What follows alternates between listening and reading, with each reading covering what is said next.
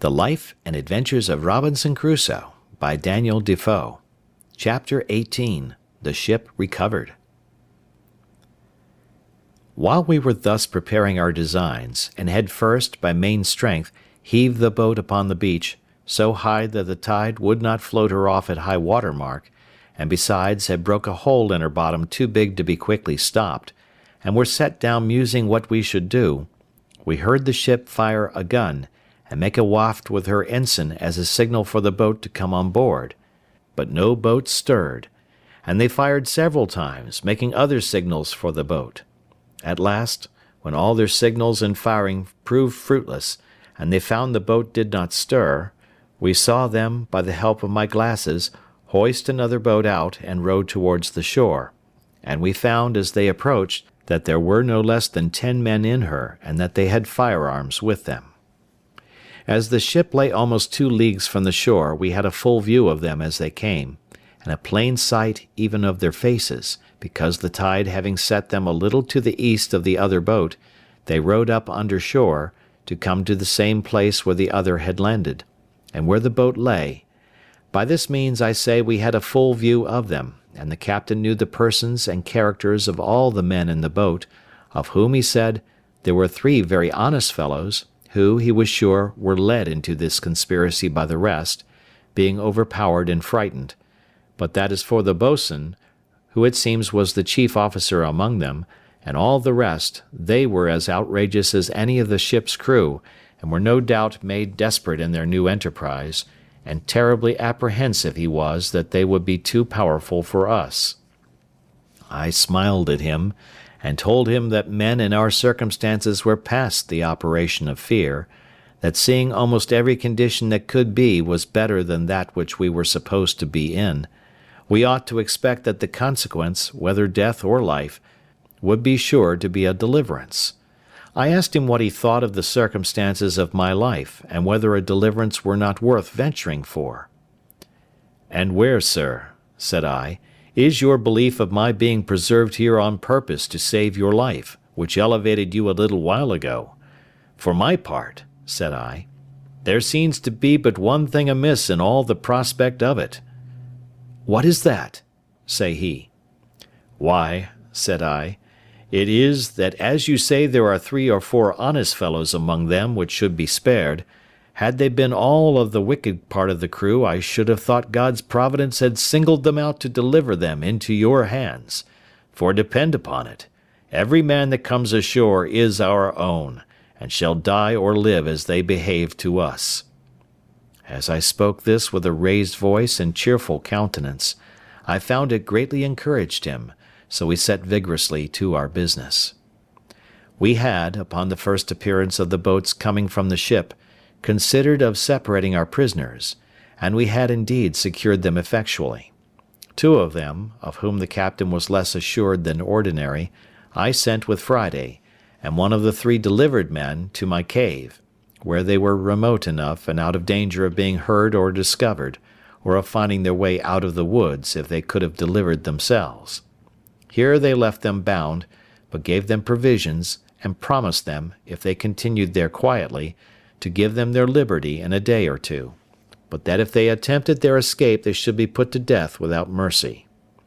They promised faithfully to bear their confinement with patience, and were very thankful that they had such good usage as to have provisions and light left them, for Friday gave them candles, such as we made ourselves, for their comfort, and they did not know but that he stood sentinel over them at the entrance. The other prisoners had better usage. 2 of them were kept pinioned, indeed, because the captain was not able to trust them, but the other 2 were taken into my service, upon the captain's recommendation, and upon their solemnly engaging to live and die with us.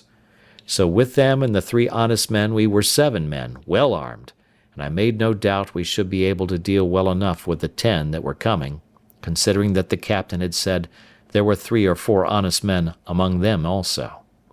As soon as they got to the place where their other boat lay, they ran their boat into the beach, and came all on shore, hauling the boat up after them, which I was glad to see, for I was afraid they would rather have left the boat at an anchor some distance from the shore, with some hands in her to guard her, and so we should not be able to seize the boat. Being on shore, the first thing they did, they ran all to their other boat, and it was easy to see they were under a great surprise to find her stripped, as above, of all that was in her, and a great hole in her bottom. After they had mused a while upon this, they set up 2 or 3 great shouts, hallooing with all their might, to try if they could make their companions hear, but all was to no purpose. Then they came all close in a ring, and fired a volley of their small arms, which indeed we heard, and the echoes made the woods ring. But it was all one. Those in the cave we were sure could not hear, and those in our keeping, though they heard it well enough, yet durst give no answer to them. They were so astonished at the surprise of this, that, as they told us afterwards, they resolved to go all on board again to their ship, and let them know that the men were all murdered, and the longboat staved. Accordingly, they immediately launched their boat again, and got all of them on board.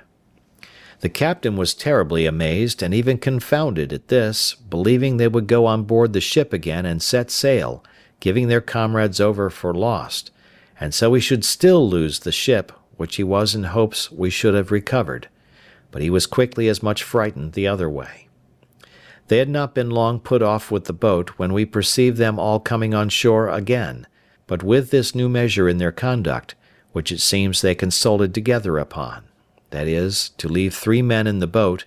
and the rest to go on shore, and go up into the country to look for their fellows. This was a great disappointment to us, for now we were at a loss what to do, as our seizing those 7 men on shore would be no advantage to us if we let the boat escape, because they would row away to the ship, and then the rest of them would be sure to weigh and set sail, and so our recovering the ship would be lost. However, we had no remedy but to wait and see what the issue of things might present. The 7 men came on shore, and the 3 who remained in the boat put her off to a good distance from the shore, and came to an anchor to wait for them, so that it was impossible for us to come at them in the boat. Those that came on shore kept close together, marching towards the top of the little hill under which my habitation lay, and we could see them plainly, though they could not perceive us. We should have been very glad if they would have come nearer us, so that we might have fired at them, or that they would have gone farther off, that we might come abroad. But when they were come to the brow of the hill where they could see a great way into the valleys and woods, which lay towards the northeast part, and where the island lay lowest, they shouted and hallooed till they were weary, and, not caring, it seems, to venture far from the shore, nor far from one another, they sat down together under a tree to consider it. Had they thought fit to have gone to sleep there, as the other part of them had done, they had done the job for us. But they were too full of apprehensions of danger to venture to go to sleep, though they could not tell what the danger was they had to fear. The captain made a very just proposal to me upon this consultation of theirs, that is, that perhaps they would all fire a volley again, to endeavour to make their fellows hear, and that we should all sally upon them just at the juncture when their pieces were all discharged, and they would certainly yield, and we should have them without bloodshed. I liked this proposal, provided it was done while we were near enough to come up to them before they could load their pieces again. But this event did not happen, and we lay still a long time, very irresolute what course to take. At length, I told them there would be nothing done, in my opinion, till night, and then, if they did not return to the boat, perhaps we might find a way to get between them and the shore, and so might use some stratagem with them in the boat to get them on shore. We waited a great while, though very impatient for their removing, and were very uneasy when, after long consultation, we saw them all start up and march down towards the sea. It seems they had such dreadful apprehensions of the danger of the place, that they resolved to go on board the ship again, give their companions over for lost, and so go on with their intended voyage with the ship. As soon as I had perceived them go towards the shore, I imagined it to be as it really was, that they had given over their search, and were going back again, and the captain, as soon as I told him my thoughts, was ready to sink at the apprehensions of it. But I presently thought of a stratagem to fetch them back again, and which answered my end to a tittle. I ordered Friday and the captain's mate to go over the little creek westward, towards the place where the savages came on shore, when Friday was rescued, and so soon as they came to a little rising ground, at about half a mile distant, I bid them halloo out as loud as they could, and wait till they found the seamen heard them, that as soon as ever they heard the seamen answer them, they should return it again, and then, keeping out of sight, take a round, always answering when the others hallooed, to draw them as far into the island and among the woods as possible, and then wheel about again to me by such ways as I directed them. They were just going into the boat when Friday and the mate hallooed, and they presently heard them, and answering, ran along the shore westward, towards the voice they heard, when they were stopped by the creek, where, the water being up, they could not get over, and called for the boat to come up and set them over, as indeed I expected. When they had set themselves over, I observed that the boat being gone a good way into the creek, and as it were in a harbour within the land, they took one of the 3 men out of her to go along with them, and left only 2 in the boat, having fastened her to the stump of a little tree on the shore. This was what I wished for, and immediately leaving Friday and the captain's mate to their business, I took the rest with me, and crossing the creek out of their sight, we surprised the 2 men before they were aware, one of them lying on the shore, and the other being in the boat. The fellow on shore was between sleeping and waking, and going to start up. The captain, who was foremost, ran in upon him and knocked him down, and then called out to him in the boat to yield or he was a dead man. They needed very few arguments to persuade a single man to yield, when he saw 5 men upon him and his comrade knocked down. Besides, this was, it seems, one of the 3 who were not so hearty in the mutiny as the rest of the crew, and therefore was easily persuaded not only to yield, but afterwards to join very sincerely with us. In the meantime, Friday and the captain's mate so well managed their business with the rest that they drew them, by hallooing and answering, from one hill to another, and from one wood to another, till they not only heartily tired them, but left them where they were, very sure they could not reach back to the boat before it was dark, and indeed, they were heartily tired themselves also, by the time they came back to us. We had nothing now to do but to watch for them in the dark, and to fall upon them, so as to make sure work with them. It was several hours after Friday came back to me before they came back to their boat, and we could hear the foremost of them, long before they came quite up, calling to those behind to come along, and could also hear them answer, and complain how lame and tired they were, and not able to come any faster, which was very welcome news to us. At length they came up to the boat, but it is impossible to express their confusion when they found the boat fast aground in the creek, the tide ebbed out, and their 2 men gone. We could hear them call one to another in a most lamentable manner,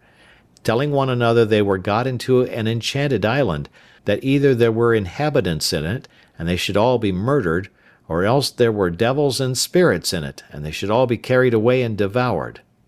They hallooed again, and called their 2 comrades by their names a great many times, but no answer. After some time we could see them, by the little light there was, run about, wringing their hands like men in despair,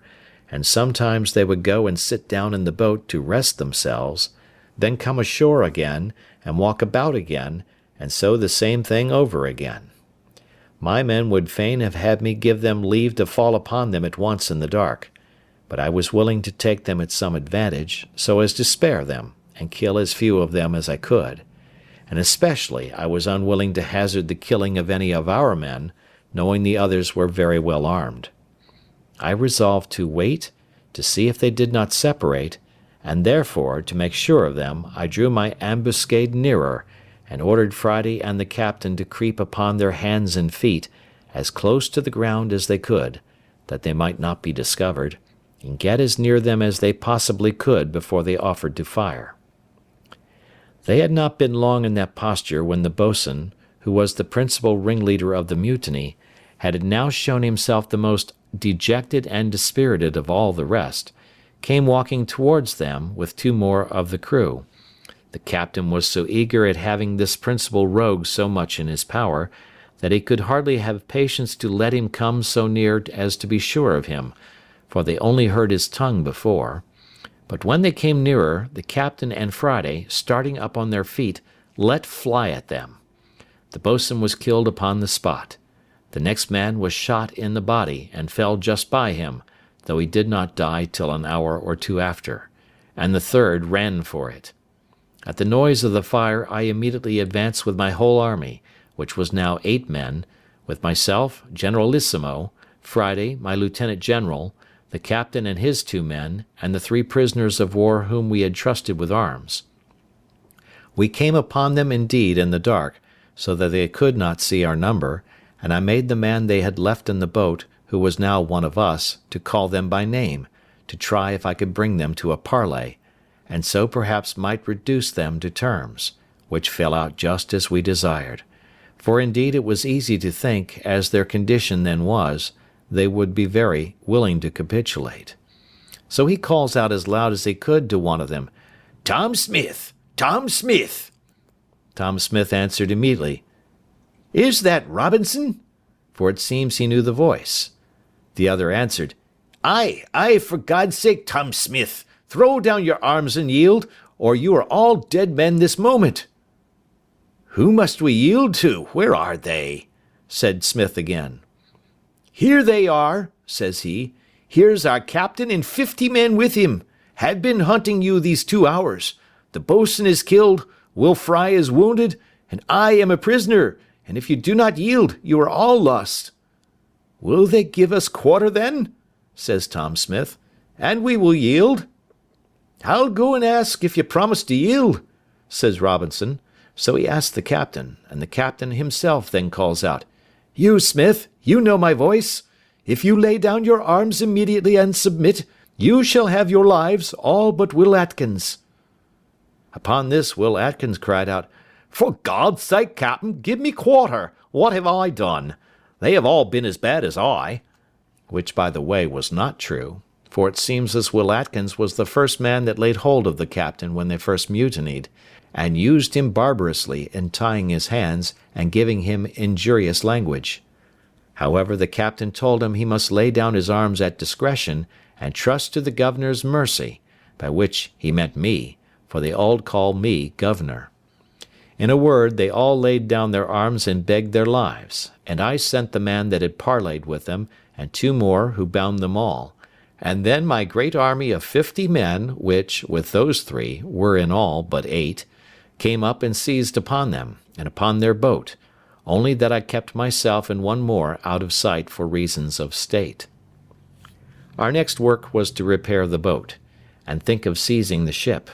and as for the captain, now he had leisure to parley with them, he expostulated with them upon the villainy of their practices with him, and upon the further wickedness of their design, and how certainly it must bring to them misery and distress in the end, and perhaps to the gallows. They all appeared very penitent, and begged hard for their lives. As for that, he told them that they were not his prisoners, but the commander's of the island,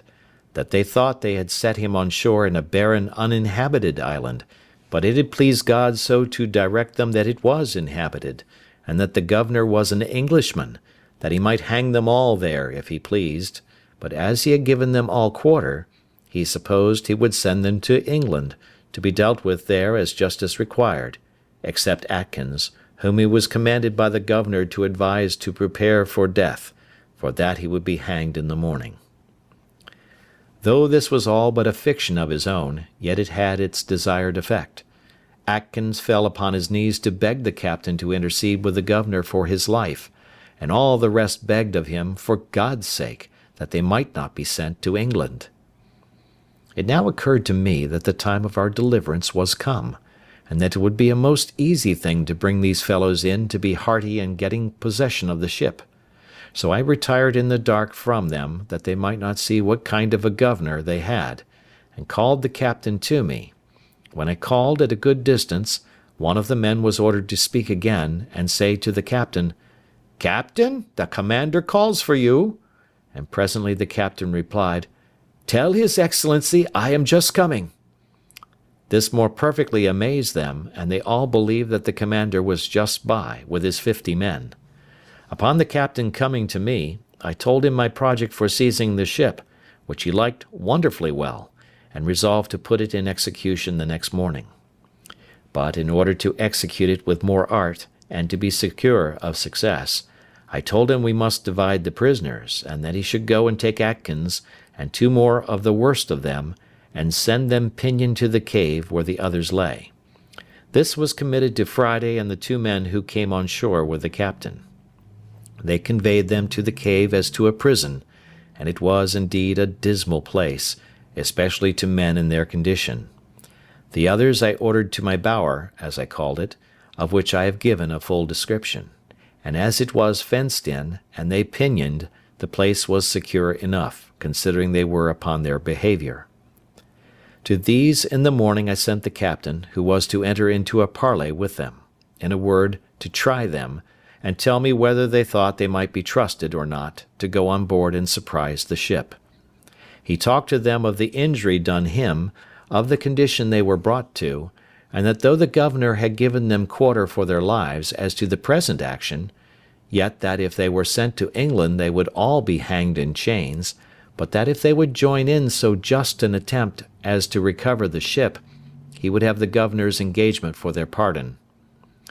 Any one may guess how readily such a proposal would be accepted by men in their condition. They fell down on their knees to the captain, and promised, with the deepest imprecations, that they would be faithful to him to the last drop, and that they should owe their lives to him, and would go with him all over the world, that they would own him as a father to them as long as they lived. "Well," says the captain, "I must go and tell the governor what you say, and see what I can do to bring him to consent to it." So he brought me an account of the temper he found them in, and that he verily believed they would be faithful. However, that we might be very secure, I told him he should go back again and choose out those 5, and tell them, that they might see he did not want men, that he would take out those 5 to be his assistants, and that the governor would keep the other 2, and the 3 that were sent prisoners to the castle, my cave, as hostages for the fidelity of those 5, and that if they proved unfaithful in the execution, the 5 hostages should be hanged in chains alive on the shore. This looked severe, and convinced them that the governor was in earnest. However, they had no way left but to accept it, and it was now the business of the prisoners, as much as of the captain, to persuade the other 5 to do their duty. Our strength was now thus ordered for the expedition. First, the captain, his mate, and passenger. Second, the 2 prisoners of the first gang, to whom, having their character from the captain, I had given their liberty, and trusted them with arms. Third, the other 2 that I had kept till now in my bower, pinioned, but on the captain's motion had now released. Fourth, these 5 released at last, so that there were 12 in all, besides 5 we kept prisoners in the cave for hostages. I asked the captain if he was willing to venture with these hands on board the ship, but as for me and my man Friday, I did not think it was proper for us to stir, having 7 men left behind, and it was employment enough for us to keep them asunder and supply them with victuals. As to the 5 in the cave, I resolved to keep them fast, but Friday went in twice a day to them, to supply them with necessaries, and I made the other 2 carry provisions to a certain distance, where Friday was to take them. When I showed myself to the 2 hostages, it was with the captain, who told them I was the person the governor had ordered to look after them, and that it was the governor's pleasure they should not stir anywhere but by my direction, that if they did, they would be fetched into the castle and be laid in irons, so that as we never suffered them to see me as governor, I now appeared as another person, and spoke of the governor, the garrison, the castle, and the like, upon all occasions. The captain now had no difficulty before him, but to furnish his 2 boats, stop the breach of one, and man them. He made his passenger captain of one, with 4 of the men, and himself, his mate, and 5 more went in the other, and they contrived their business very well, for they came up to the ship about midnight. As soon as they came within call of the ship, he made Robinson hail them, and tell them they had brought off the men in the boat, but that it was a long time before they had found them, and the like, holding them in a chat till they came to the ship's side, when the captain and the mate entering first with their arms, immediately knocked down the second mate and carpenter with the butt end of their muskets, being very faithfully seconded by their men. They secured all the rest that were upon the main and quarter decks, and began to fasten the hatches, to keep them down that were below, when the other boat and their men, entering at the forechains, secured the forecastle of the ship, and the scuttle which went down into the cook-room, making 3 men they found there prisoners. When this was done, and all safe upon deck, the captain ordered the mate, with 3 men, to break into the round-house, where the new rebel captain lay, who, having taken the alarm, had got up, and with 2 men and a boy had got firearms in their hands, and when the mate, with a crow, split open the door, the new captain and his men fired boldly among them, and wounded the mate with a musket-ball, which broke his arm, and wounded 2 more of the men, but killed nobody. The mate, calling for help, rushed, however, into the round-house, wounded as he was, and with his pistol shot the new captain through the head, the bullet entering at his mouth, and came out again behind one of his ears, so that he never spoke a word more, upon which the rest yielded, and the ship was taken effectually, without any more lives lost. As soon as the ship was thus secured, the captain ordered 7 guns to be fired, which was the signal agreed upon with me to give me notice of his success, which, you may be sure, I was very glad to hear, having sat watching upon the shore for it till near 2 o'clock in the morning. Having thus heard the signal plainly, I laid me down, and it having been a day of great fatigue to me, I slept very sound, till I was surprised with the noise of a gun, and presently starting up, I heard a man call me by the name of "Governor! Governor!" and presently I knew the captain's voice, when, climbing up to the top of the hill, there he stood, and pointing to the ship, he embraced me in his arms. "My dear friend and deliverer," says he, "there's your ship, for she is all yours, and so are we, and all that belong to her." I cast my eyes to the ship, and there she rode, within little more than half a mile of the shore, for they had weighed her anchor as soon as they were masters of her, and the weather being fair had brought her to an anchor just against the mouth of the little creek, and the tide being up, the captain had brought the pinnace in near the place where I had first landed my rafts, and so landed just at my door. I was at first ready to sink down with the surprise, for I saw my deliverance, indeed, visibly put into my hands, all things easy, and a large ship just ready to carry me away whither I pleased to go. At first, for some time, I was not able to answer him one word, but as he had taken me in his arms, I held fast by him, or I should have fallen to the ground. He perceived the surprise, and immediately pulled a bottle out of his pocket, and gave me a dram of cordial, which he had brought on purpose for me. After I had drunk it, I sat down upon the ground,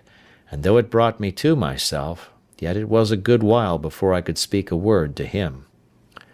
All this time the poor man was in as great an ecstasy as I, only not under any surprise as I was, and he said 1,000 kind and tender things to me, to compose and bring me to myself, but such was the flood of joy in my breast, that it put all my spirits into confusion. At last it broke out into tears, and in a little while after I recovered my speech. I then took my turn, and embraced him as my deliverer, and we rejoiced together. I told him I looked upon him as a man sent by heaven to deliver me, and that the whole transaction seemed to be a chain of wonders, that such things as these were the testimonies we had of a secret hand of Providence governing the world, and an evidence that the eye of an infinite power could search into the remotest corner of the world, and send help to the miserable whenever he pleased. I forgot not to lift up my heart in thankfulness to heaven, and what heart could forbear to bless him, who had not only in a miraculous manner provided for me in such a wilderness, and in such a desolate condition, but from whom every deliverance must always be acknowledged to proceed. When we had talked a while, the captain told me he had brought me some little refreshment, such as the ship afforded, and such as the wretches that had been so long his masters had not plundered him of. Upon this he called aloud to the boat, and bade his men bring the things ashore that were for the governor. And indeed it was a present as if I had been one that was not to be carried away with them, but as if I had been to dwell upon the island still. First, he had brought me a case of bottles full of excellent cordial waters, 6 large bottles of Madeira wine, the bottles held 2 quarts each, 2 pounds of excellent good tobacco, 12 good pieces of the ship's beef, and 6 pieces of pork, with a bag of peas, and about 100 weight of biscuit. He also brought me a box of sugar, a box of flour, a bag full of lemons, and 2 bottles of lime juice, and abundance of other things. But besides these, and what was 1,000 times more useful to me, he brought me 6 new clean shirts, 6 very good neckcloths, 2 pair of gloves, 1 pair of shoes, a hat, and 1 pair of stockings, with a very good suit of clothes of his own, which had not been worn but very little. In a word, he clothed me from head to foot. It was a very kind and agreeable present, as anyone may imagine, to one in my circumstances, but never was anything in the world of that kind so unpleasant, awkward, and uneasy, as it was to me to wear such clothes at first. After these ceremonies were past, and after all his good things were brought into my little apartment, we began to consult what was to be done with the prisoners we had, for it was worth considering whether we might venture to take them with us or no, especially 2 of them, whom he knew to be incorrigible and refractory to the last degree. And the captain said he knew they were such rogues that there was no obliging them, and if he did carry them away, it must be in irons, as malefactors, to be delivered over to justice at the first English colony he could come to. And I found that the captain himself was very anxious about it. Upon this, I told him, if he desired it, I would undertake to bring the 2 men he spoke of to make it their own request that he should leave them upon the island. "I should be very glad of that," says the captain, "with all my heart." "Well," says I will send for them up and talk with them for you." So I caused Friday and the 2 hostages, for they were now discharged, their comrades having performed their promise, I caused them to go to the cave and bring up the 5 men, pinioned as they were, to the bower, and keep them there till I came. After some time I came thither dressed in my new habit, and now I was called governor again. Being all met, and the captain with me, I caused the men to be brought before me, and I told them I had got a full account of their villainous behaviour to the captain, and how they had run away with the ship, and were preparing to commit further robberies, but that Providence had ensnared them in their own ways, and that they were fallen into the pit which they had dug for others. I let them know that by my direction the ship had been seized, that she lay now in the road, and they might see by and by that their new captain had received the reward of his villainy, and that they would see him hanging at the yardarm, that, as to them, I wanted to know what they had to say why I should not execute them as pirates taken in the fact, as by my commission they could not doubt but I had authority so to do. One of them answered in the name of the rest that they had nothing to say but this, that when they were taken the captain promised them their lives, and they humbly implored my mercy. But I told them I knew not what mercy to show them, for as for myself, I had resolved to quit the island with all my men, and had taken passage with the captain to go to England, and as for the captain, he could not carry them to England other than as prisoners in irons, to be tried for mutiny and running away with the ship, the consequence of which, they must needs know, would be the gallows, so that I could not tell what was best for them unless they had a mind to take their fate in the island. If they desired that, as I had liberty to leave the island, I had some inclination to give them their lives, if they thought they could shift on shore. They seemed very thankful for it, and said they would much rather venture to stay there than to be carried to England to be hanged. So I left it on that issue. However, the captain seemed to make some difficulty of it, as if he durst not leave them there. Upon this I seemed a little angry with the captain, and told him that they were my prisoners, not his, and that seeing I had offered them so much favour, I would be as good as my word, and that if he did not think fit to consent to it, I would set them at liberty, as I found them, and if he did not like it he might take them again if he could catch them. Upon this they appeared very thankful, and I accordingly set them at liberty, and bade them retire into the woods, to the place whence they came, and I would leave them some firearms, some ammunition, and some directions how they should live very well if they thought fit. Upon this I prepared to go on board the ship, but told the captain I would stay that night to prepare my things, and desired him to go on board in the meantime, and keep all right in the ship, and send the boat on shore next day for me, ordering him at all events to cause the new captain, who was killed, to be hanged at the yardarm, that these men might see him. When the captain was gone, I sent for the men up to me to my apartment, and entered seriously into discourse with them on their circumstances. I told them I thought they had made a right choice, that if the captain had carried them away they would certainly be hanged. I showed them the new captain hanging at the yardarm of the ship, and told them they had nothing less to expect. When they had all declared their willingness to stay, I then told them I would let them into the story of my living there, and put them into the way of making it easy to them. Accordingly, I gave them the whole history of the place, and my coming to it, showed them my fortifications, the way I made my bread, planted my corn, cured my grapes, and, in a word, all that was necessary to make them easy.